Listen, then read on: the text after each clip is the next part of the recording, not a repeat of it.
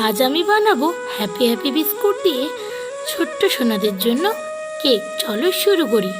So hello everyone and welcome back to my channel Sneha Saugata lifestyle blog. Welcome back to my another video. আজ আমি একটা নিত্য নতুন recipe নিয়ে চলে এসেছি, যদিও এই রেসিপিটা নতুন নয়, আমার কাছে নতুন। তো তোমরা চটজলদি তোমাদের বাড়ির ছোট্ট সোনাদের শান্ত করার জন্য বাড়িতে কেক তৈরি করার কিছু উপকরণ না থাকলেই ছোট্ট কয়েকটা হ্যাপি হ্যাপি বিস্কুটের প্যাকেট থাকলেই চলে যাবে। তো চলো, তোমরা দেখতেই পাচ্ছ আমার বাড়ির ছোট্ট সোনারা কতটা আগ্রহী এই জিনিসটার প্রতি। দেখতে পাচ্ছ ওরাই কাজে লেগে পড়েছে।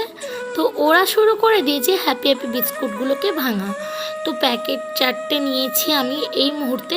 এরপরে আমার এখনও একটা প্যাকেট লাগতো, সেটা অন্য ফ্লেভার। তো যাই হোক, এগুলো আমি এখন মিক্সিতে দিয়ে গুঁড়িয়ে নেব। এই যে গুঁড়ো করে নিয়েছি, একবারে মিহি গুঁড়ো করে নিয়েছি। এরপর যেটা আমি অ্যাড করব এর মধ্যে, সেটা হলো রুম টেম্পারেচারে থাকা দুধ। তো লিকুইড দুধ হলেও চলবে, আর যদি লিকুইড দুধ না থাকে তোমরা দুধটা গুলিয়ে নিতে পারো।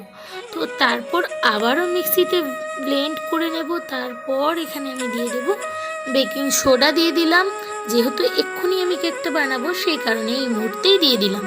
তো তারপর এখানে দেখতে পাচ্ছ একটা অরেঞ্জ বিস্কুটের প্যাকেট, এটার মধ্যে আমি এই বিস্কুটটা গুঁড়িয়ে দিয়েছি, যেটা পরে দিয়েছি, যেটা ভিডিও শ্যুট করা হয়নি। আর ব্যাটারটা ঠিক এইভাবে একটা ঠিক ব্যাটার তৈরি হয়ে গেছে। তো তোমরা দেখতেই পাচ্ছ। এবার আমি অরেঞ্জ বিস্কুটের ক্রিমগুলো আমি কিছুটা আলাদা করে রেখেছি চামচ দিয়ে তুলে। তো ওটা পরে কাজে লাগাবো, কী কাজে লাগাবো পরে তোমাদের সাথে শেয়ার করব। তো এর মধ্যে আমি এখন আগেই দেখতে পেয়েছো আমি বেকিং সোডা দিয়ে দিয়েছি। তো এই পর্যায়ে তোমরা ইনোটা দিতে পারো, বেকিং সোডাটা স্কিপ করে যেতে পারো। আমার কাছে এই মুহূর্তে ইনো ছিল না, সেই কারণে আমি বেকিং সোডাটা দিয়ে দিয়েছি। তো বেকিং সোডা অ্যাভেলেবেল ছিল আমার কাছে। তো এটা দিয়ে দেওয়ার পর এখানে দেখতে পাচ্ছ একটা স্টিলের পাত্র নিয়েছি, চট জলদি তোমাদেরকে বানিয়ে দেখাবো। তো স্টিলের পাত্রের মধ্যে কিছুটা অয়েল ব্রাশ করে নেব। তো এই পুরো কৌটোটার মধ্যে অয়েলটা মাখিয়ে নেওয়ার পর আমি এখানে যে কেকের যে বিস্কিটের যে মিশ্রণটা করে রেখেছিলাম সেটা আমি দিয়ে দিব। তো এখানে যা অবস্থা করে পাচ্ছি এইটুকুনি কেকটা করার জন্য, সত্যি তোমাদের সাথে শুধু একটুকুনি শেয়ার করব বলে এত কিছু, চারপাশ পরিষ্কার করতে আমারই দম বেরিয়ে যাবে।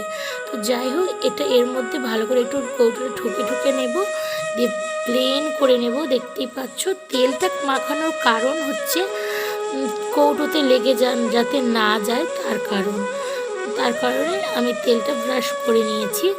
তারপর এখানে যেটা করব, একটা কড়াইতে একটুকুনি জল বসিয়ে দেবো, জল ছাড়াও করতে পারো তোমরা। তারপর আমি স্ট্যান্ড, যেহেতু আমার কাছে খুঁজে পাচ্ছি না এই মুহূর্তে, স্ট্যান্ডের বদলে গ্যাসের যে মুখটা আছে ওই মুখটাই আমি উঠিয়ে দিয়েছি।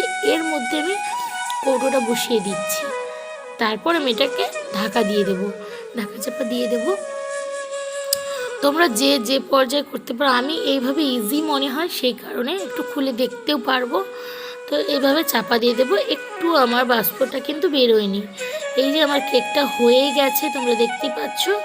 এরপর যেহেতু আমার কাছে এখন ডেয়ারি মিল্ক চকলেটও ছিল না, তো চকলেট নেই তো কী হয়েছে, আমি নিজেই বানিয়ে ফেললাম চকলেট ক্রিম, যেটার মধ্যে দিয়েছি ওই হ্যাপি হ্যাপি বিস্কুটের কয়েকটা টুকরো, তার মধ্যে দিয়েছি অরেঞ্জ বিস্কুটের যে ক্রিমগুলো একটা ফ্লেভার আনার জন্য। যেহেতু আমি কোনো ভ্যানিলা এসেন্স বা কোনো কিছু দিচ্ছি না, সেই কারণে একটা ফ্লেভার আসার জন্য ওই ক্রিমটা দিয়েছি, দিয়ে একটু মিল্ক দিয়ে পেস্ট করে নিয়েছি, নিয়ে একটা ক্রিম তৈরি করে নিয়েছি।